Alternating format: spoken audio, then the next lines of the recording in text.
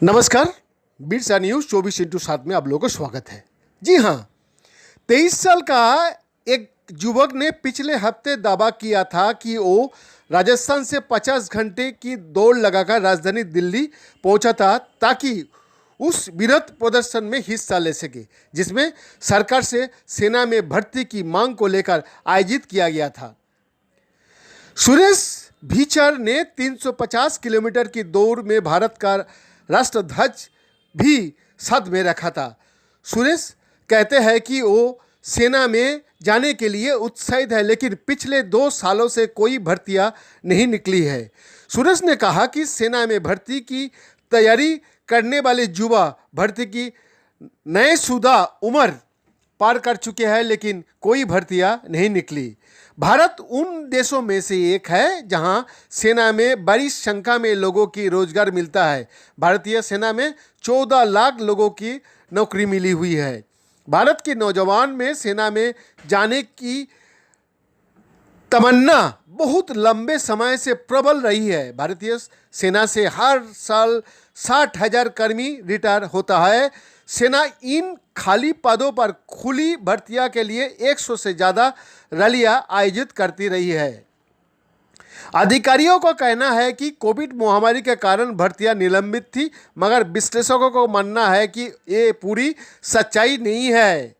इनका कहना है कि प्रधानमंत्री नरेंद्र मोदी शायद सेना की आकार घटाना चाहता है। इसके एक बड़ी वजह यह है कि भारत की रक्षा बजट 70 अरब डॉलर को आधा से ज़्यादा हिस्सा कर्मियों को सैलरी और पेंशन बिल देने में खर्च हो जाता है। इसके बाद सेना की आधुनिकीकरण और उपकरणों के लिए पैसा बहुत कम बचता है। अमेरिका और चीन का बाद भारत सेना पर खर्च करने वाला तीसरा सबसे बड़ा देश है। इसके अलावा भारत दुनिया का दूसरा सबसे बड़ा हथियार आयात करने वाला देश भी है।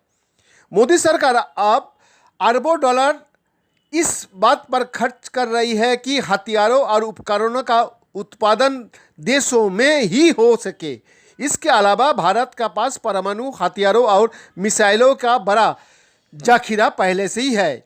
रक्षा सूत्र के हवाले से हाल में जारी की गई एक रिपोर्ट में कहा गया है कि सरकार सैनिकों की भर्तियां अस्थायी तौर पर करने पर विचार कर रही है।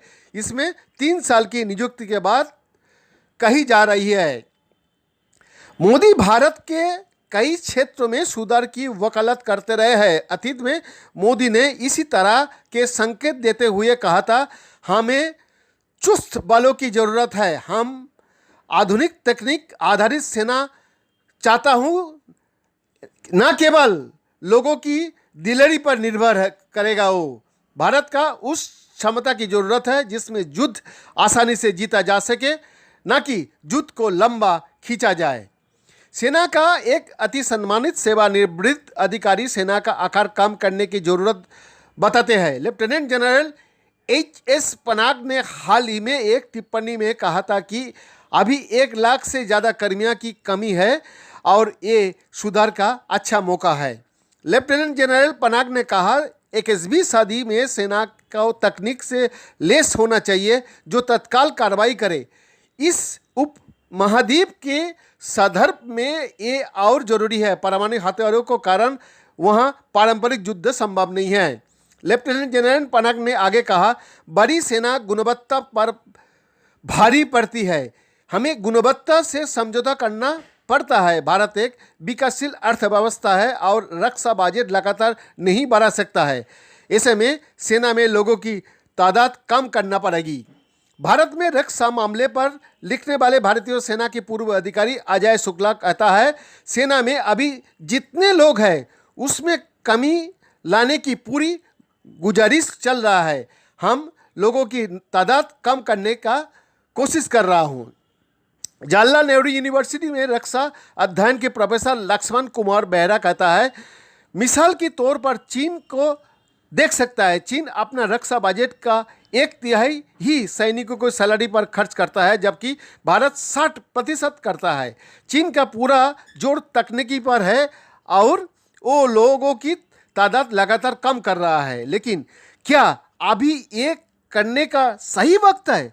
भारत से लगी सीमा पर तनाव रहता है। चीन और पाकिस्तान से परमाणु शक्ति संयंत्र देश है और दोनों देश से जमीन पर युद्ध छिड़ने की आशंका रहता है। चीन का साथ हिमालय सीमा पर हजारों भारतीय सैनिक तैनात है। इसके अलावा भारत प्रशासित कश्मीर में भी 5 लाख के करीब भारतीय सैनिक स्थायी मौजूदगी में रहता है। वहाँ सीमा पार से आतंकवादी हमले की आशंका रहता है।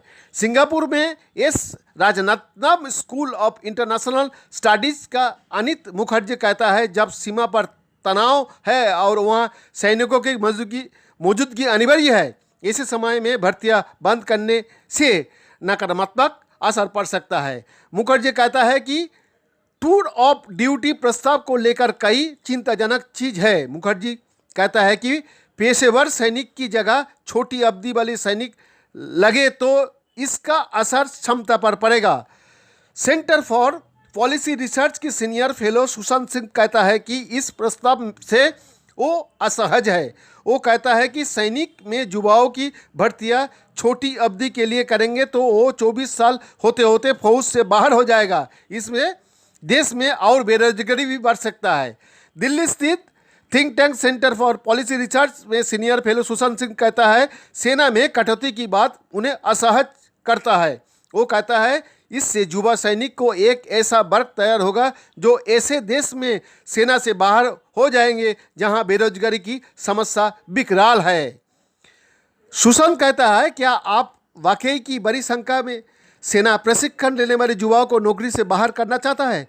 ये युवा फिर उसी समाज में जाएंगे जहां पहले से ही हिंसा भरी हुई है। क्या आप चाहता है कि पूर्व फौजी पुलिस और सिक्योरिटी गार्ड बनेंगे? मेरा डर है कि कहीं हथियार चलाने की ट्रेनिंग लेने वाला बेरोजगार युवाओं का मिलिशिया ना तैयार हो जाए। लेफ्टिनेंट जनरल पनाग कहता है कि कुशल सेना किसी के लिए नुकसानदेह नहीं है। वो कहता है कि मोदी सरकार की सुधार पर आगे बढ़ना चाहिए और यथास्थिति तोड़नी चाहिए। लेकिन सुशांत सिंह जैसे लोगों कुछ अहम सवाल उठा रहा है। अगर सालों तक भर्तियां नहीं हुई तो कमी से कैसे पूरा किया जाएगा वो कमी को?